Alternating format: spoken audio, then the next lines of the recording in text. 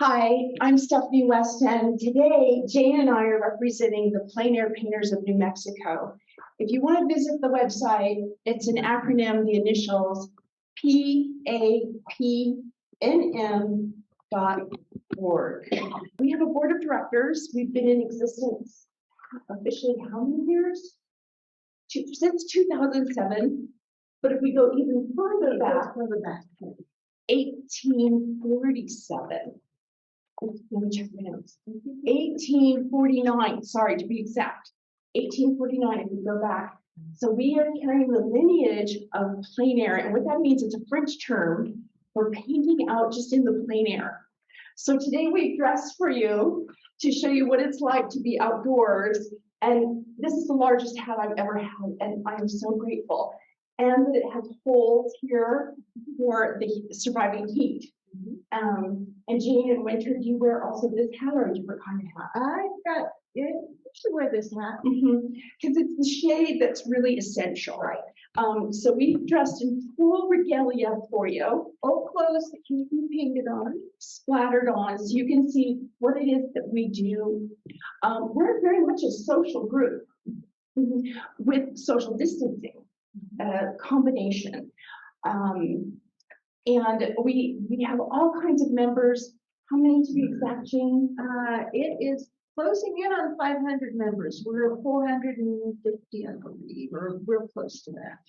And so we have people that are here, residents of New Mexico throughout the whole country, but we also have members who are out of state, who have maybe a second home here, or just out of state and like to fly here. And they don't even have to fly here. They can paint. This is true. Wherever they are and still enter most of our competitions. We have wonderful competitions, and this is to inspire everything from our beginners to our signature master members to challenge them. That's both including online during the pandemic, right? Yes, we do quarterly or seasonal online competitions. Then we have a national show. We have several other big plein air events. We generally have about 4 big events during the year. And I think if you Google us, we show up, I'm hoping, I think number 1 in the nation right now for plein air, specifically painting outdoors in the open air. And we also have a lot of group paint outs so that we can get together and paint at different lovely locations around the state. And we just go in a group and paint. So somebody will be a paint out chair and suggest a location, and there'll be a sign up sheet. And this was only really critical during the pandemic when there were certain rules about how many people can gather. Although when we gather, we are not trying to intrude on somebody's space. So we're far apart. So since the beginning, we're far apart. But it's not only just to get together and paint, there's other reasons too. Can you mention some? Well, get together and paint, get together and learn from each other. Yes. Which is a huge, I mean, I was out painting last week with some of the biggest master painters around. It's like, oh, I'm so excited. Because I'm not that good of a painter, but some of the really big names in art, Joanna Arnett. Lifetime Achievement Award, International Award that lives here. Yeah, book publisher and really well known. Lots of DVDs, instructional DVDs. So, I mean, it's really amazing people you can rub shoulders with when you're in a group like this. And we have a mentorship program. So we have people that they're just dabbling into a new medium. I tried pastel for the first time last year. Absolutely loved it. What's your medium? I usually paint in oil, but I've done pastel. I did pastel for years too, and I dabble in watercolor, and I dabble in gouache, and I dabble in pretty much anything out there. I have to play with it. So the only thing that this club is not accepting is digital arts. What else can we tell them? Let's see her cheat sheets out. Okay. So in 1949, Richard Kern was 1849. Thank you. Part of an expedition, and what our federal government did as they were exploring different parts of the United States is they would take an artist with them as a way to document the foliage, the insects, the little animals, the rodents, as a way to bring back the report of what they were exploring. And in 1849, Richard Kern came to Taos with that expedition, and he painted the landscape in watercolor. And then he traveled here to Santa Fe, and he entered we have on record on the website, the oldest church, and he painted the interiors of what it looked way back then. Watercolors are also kind of a nice lightweight medium to take with you. This is a kind of a James is too. It could be pastel, it could be watercolor, it could be oils.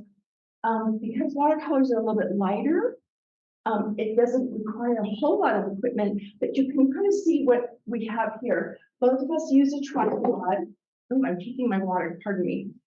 And a palette of some kind. What's the name of your palette, Jane? Mine's Joshua Bean. This one's actually called the Fly on the Wall. It's his smallest version. Oh my gosh, a fly on the wall is great. Because you can paint with this anywhere. It's so small, you can have it in your lap and paint in a coffee shop, and people don't even notice.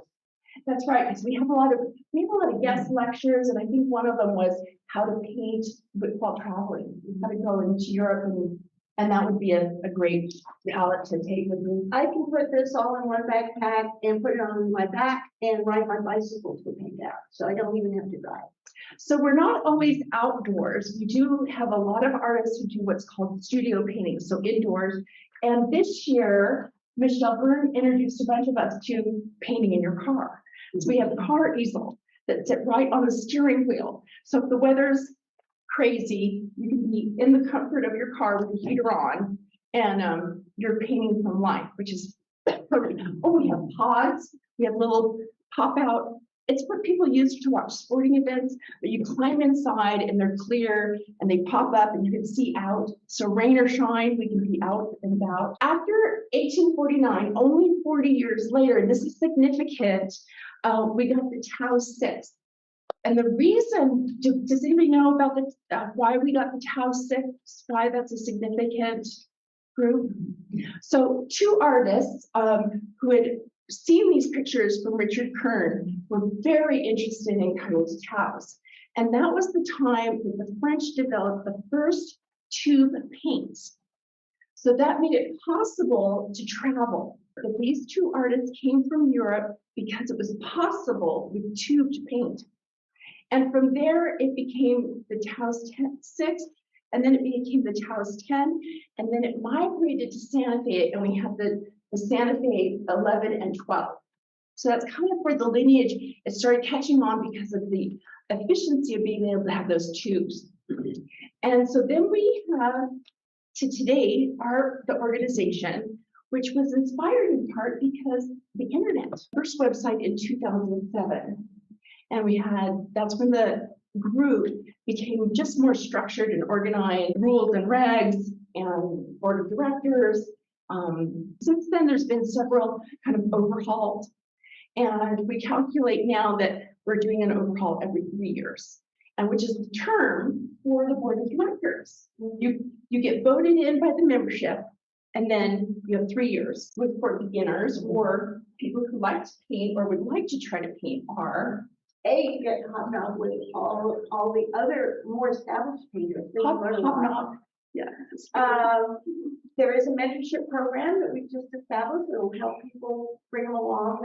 They can be assigned to another artist to help them come along. We have all kinds of great events. We have the paint outs. We have the website.